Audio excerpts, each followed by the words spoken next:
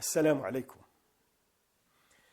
Vous devez certainement vous rappeler, lors du premier épisode, nous nous sommes demandé, connaissons-nous vraiment le prophète Mohammed sallallahu alayhi wa sallam?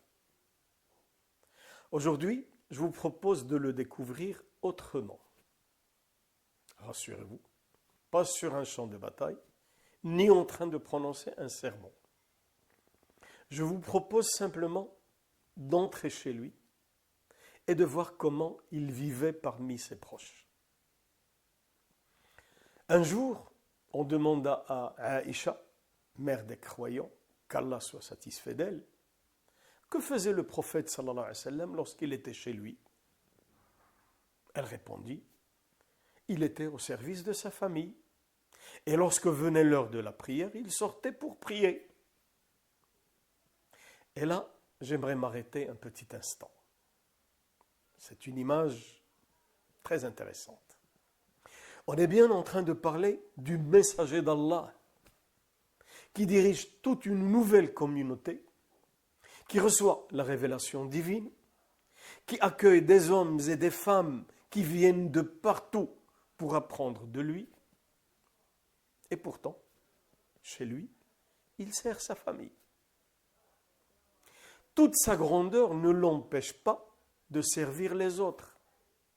Et toute son autorité ne lui fait pas considérer les petites tâches comme indignes de lui.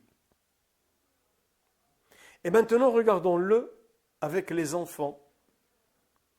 Un jour, le prophète sallallahu alayhi wa sallam embrasse son petit-fils Al-Hassan et un certain Al-Aqra' ibn Habis qui se trouve avec lui, il lui dit, j'ai 10 enfants, je n'en ai jamais embrassé aucun. Le prophète sallallahu alayhi wa sallam le regarde et lui répond, Man la yarham la yurham. Celui qui ne fait pas miséricorde ne recevra pas miséricorde. Quelle leçon! Mohammed sallallahu alayhi wa sallam nous apprend qu'on peut être fort, mais aussi tendre. Et qu'on peut être respecté, mais aussi affectueux. Un autre tableau maintenant. Le prophète avec ses compagnons cette fois.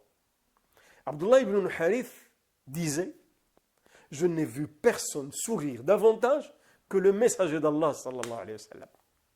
Imaginez, l'homme qui porte le fardeau d'une responsabilité immense, qui connaît des épreuves successives et interminables, des oppositions, des douleurs, tient encore à sourire à tous ceux qu'il rencontre. Voilà le prophète Mohammed sallallahu alayhi wa sallam que tout le monde se doit de connaître. Un homme dont la grandeur se révèle jusque dans les petits gestes. Servir les autres, embrasser ses enfants, sourire à tous ceux qu'il rencontre.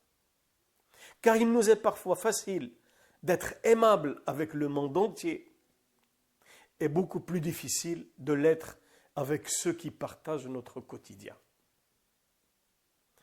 Alors peut-être que suivre le prophète sallallahu alayhi wa sallam commence justement là, au sein de nos foyers, dans la manière dont nous parlons à notre conjoint, dans la manière dont nous regardons nos enfants, dans la manière dont nous traitons nos parents. Et la sunna du prophète sallallahu alayhi wa sallam n'est pas seulement dans les grands actes, elle se manifeste aussi dans ces petits gestes qui rendent la vie des autres plus belle et plus joyeuse. Et avant de vous quitter, je laisse chacun d'entre vous méditer sur la question suivante.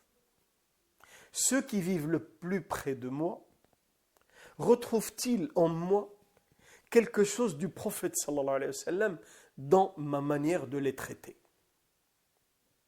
Et la prochaine fois, nous découvrirons, Inch'Allah, ensemble, sa miséricorde, sallallahu alayhi wa sallam, lorsqu'on lui fait du mal.